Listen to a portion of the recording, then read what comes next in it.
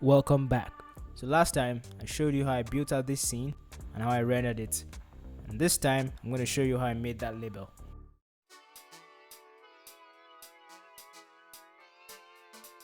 So I use FigJam for gathering all my inspiration, all my pictures that I've gathered on the internet, and I usually get most of my images from Pinterest.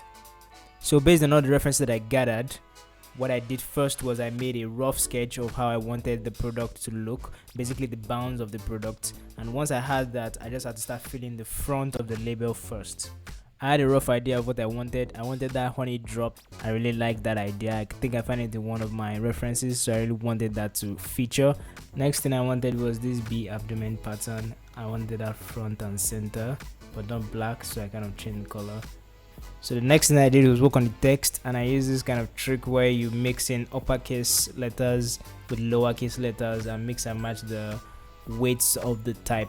Throughout this entire process, I've been sketching mostly with the brush tool and just using the text tool to make my text. I found this method gave me more flexibility because it's very easy to change things, very easy to change your mind. And in fact, right now you are seeing a tangent that I went on to that didn't make it into the final design. I discovered that the software I was using, which was Affinity Designer, has a way you can enable symmetry, like a mirroring effect. So I just went crazy and started making different brush strokes and trying to see what worked. I didn't find something that worked for this design specifically during that time, but the fact that I was sketching made it so easy for me to explore so many ideas before I finally settled on the final idea that kind of showed up in the design. Usually for me, it's really easy to vectorize a design once I sketch it out. So once I know how the design is going to look, it's really easy for me to take it into a vector software and start tracing out the shapes and finding out what works.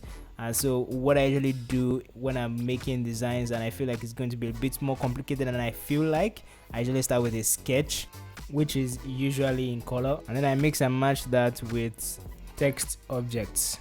And yeah, it was that same process that I used to design the top label. As you can see, I started out with the general shape that was going to envelope everything, and then started designing inside that general shape, starting with a brush and then exploring different options. And because I'm using a brush, it's very flexible and I can change colors really easily. I can change shapes really easily. I can change directions and just go in different directions and see what works really quickly. If I had to do that immediately with the vectors, I would have to be messing around with nodes. Now, I feel like there might be people who might be more adept at using nodes, maybe really good at moving nodes around, but I feel like using brushes, or if you have pencil and a physical medium, I feel like if you start with that, it allows you to be more creative with less cost, and then you can come up with more ideas. So immediately after the sketching phase, what comes next is the vectorization.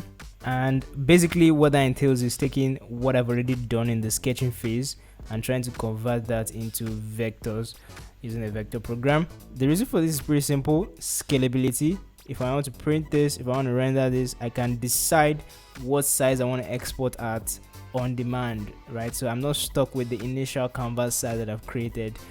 Because of the nature of vectors, it allows you to make simple shapes that you can then scale to infinity and beyond. The process of converting this into a vector was pretty simple.